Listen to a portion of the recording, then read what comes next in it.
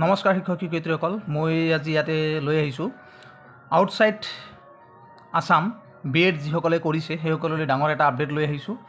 আপোনালোকে জানে, কিছুমানে কৈ আছে যে আউটসাইড বিএড ইয়াতে এলিজিবল নহয়, কিন্তু একেবাৰে সম্পূৰ্ণ মিছা কথা হয়।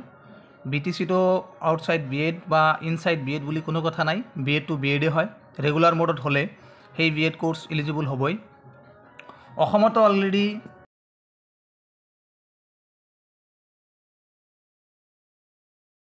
ৰিক্ৰুটমেণ্ট হৈ গ'ল LP এণ্ড UPৰ।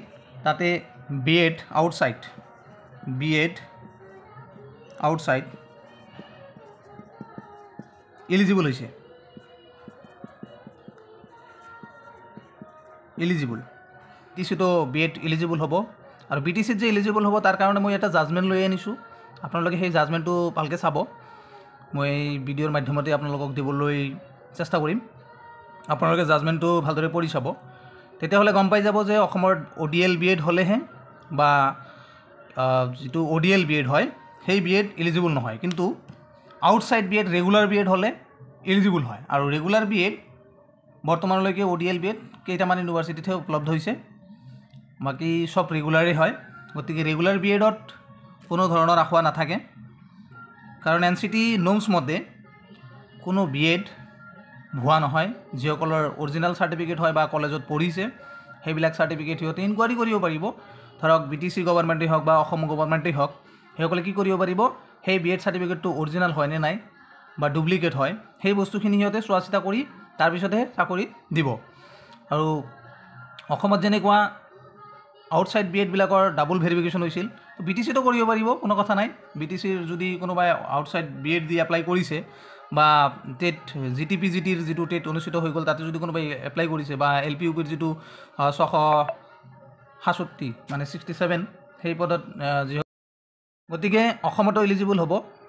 অসমৰ ক্ষেত্ৰত কোনো আউট বা নহয় যে BTRত আউট হ'ব, অসমত ইন হ'ব, এইবিলাক কোনো কথা নাই। NCT নৰ্মছ মতে বিএড যদি ভেলিড ডিগ্ৰী হয়, মানে ভেলিড চাৰ্টিফিকেট হয়, ডকুমেণ্ট যদি অৰিজিনেল হয়, সি যদি নিজে গৈ ৰেগুলাৰ ক্লাছ কৰিছে বা ৰেগুলাৰ মোডত পঢ়িছে, বা ৰেগুলাৰ যেনেকুৱা হয় আমাৰ অসমত এক্সাম দিব লাগে 4 বাৰ, তো 4 বাৰ বা 2 বাৰ বছৰীয়া আগত আমাৰ অসমত 2 বছৰীয়া 1 বছৰীয়া কোৰ্চ হয়, মানে 2টা ইয়াৰত 2 বাৰ এক্সাম হয়। কিন্তু ৱেষ্ট বেংগলেই হওক বা আদাৰ ষ্টেট য'তেই হওক, এতিয়া ঝাৰখণ্ড হ'ব পাৰে, মধ্যপ্ৰদেশ হ'ব পাৰে, ৰাজস্থান হ'ব পাৰে, গুজৰাট বিদ্যাপীঠ হ'ব পাৰে, তাৰপিছত বাৰ্ধা ইউনিভাৰ্চিটি হ'ব পাৰে, তাতে যদি আপোনালোকে কৰিছে তেতিয়াহ'লে সেইবিলাকো ৰেগুলাৰ কোৰ্চ, আৰু তাতে ছেমিষ্টাৰ ৱাইজ এক্সামবিলাক হয়।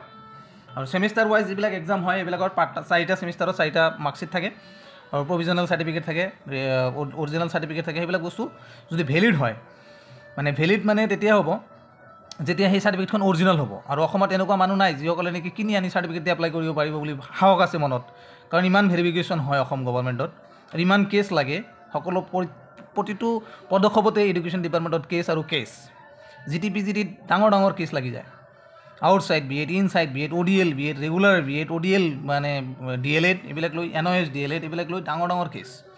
গতিকে এইবিলাক লৈ মানে যিবিলাক মানে প্ৰাৰ্থী আছে সেইবিলাকে টেনশ্যন কৰিব নালাগে।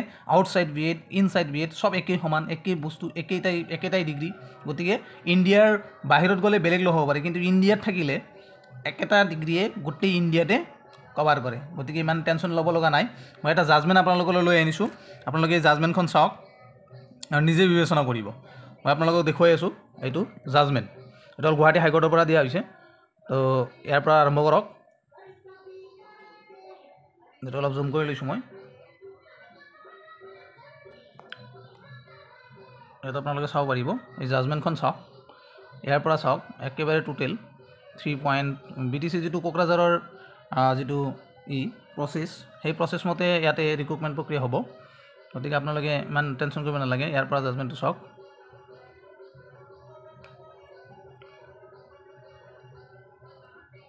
মই জাষ্ট কেইটামান পইণ্ট আপোনালোকলৈ দেখুৱাই দিম। 9 নম্বৰ পইণ্টটো চাব আপোনালোকে। ইয়াতে কৈছিল 8 নম্বৰ এটা আমাৰ নটিফিকেশ্যন ওলাইছে এইটো লৈ, যে DLED from NIS obtained DLED degree from NIS were not considered. DLED যদি NISত কৰিছে সেইটো কনচিডাৰ্ড নহয়, এইটো জাজমেণ্টত লিখা আছে। আৰু medium of instruction, the medium of instruction should search language 1 and language 2 যদি এটাৰ সিটেড যদি হয় তেতিয়াহ'লে language 1 বা language 2 এটা থাকিলে হ'ল, তাতে কোনো প্ৰবলেম নাই।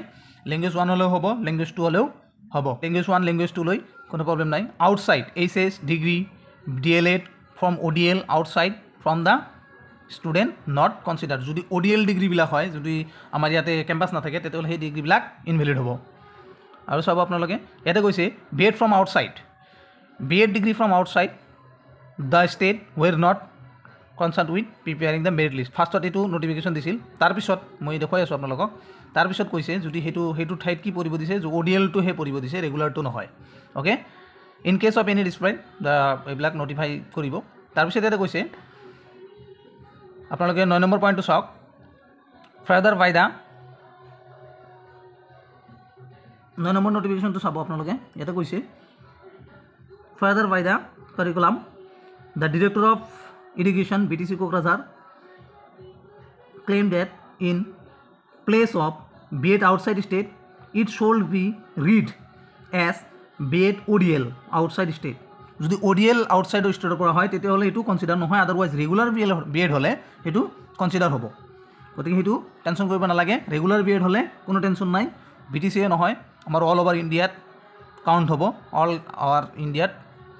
ওভাৰ ইন্ডিয়াত এটো ভ্যালিড ডিগ্ৰী ওকে তাৰপিছত 10 নম্বৰ পইণ্টটো চাব আপোনালোকে কি কৈছে it is submit by the petitioner that through he had obtain the BEd degree from এটা কলেজৰ নাম লিখা আছে ইয়াতে ৱেষ্ট বেংগলৰ পাজাৰাপাৰা minority BEd college under the west Bengal university of teacher training education planning and administration in the year 2023 মানে সেই মানুহজনে যিবিলাকে কেছ কৰিছিল সেইবিলাক মানুহে 23 পাছ কৰিছিল but he had done her BEd degree in regular mode and not in ODL mode মানে এটা কৈছে সেই ডিগ্ৰীটো আছিল ৰেগুলাৰ not ODL নহয় ODL নহলে BTC তো এলিজিবল ইয়াতে নিজে ওপৰ 9 নম্বৰ পইণ্টটো চাব তেতিয়াহ'লে সেই বস্তুখিনি কম পাই যাব তাৰপিছত ইয়াতে 11 নম্বৰ 12 নম্বৰ এই বস্তুবিলাক আপোনালোকে একবাৰ পঢ়ি চাব গতিকে এইখিনি আছিল জাজমেন্ট এই জাজমেন্টখন আপোনালোকে চাওক এইখন আছিল জাজমেন্ট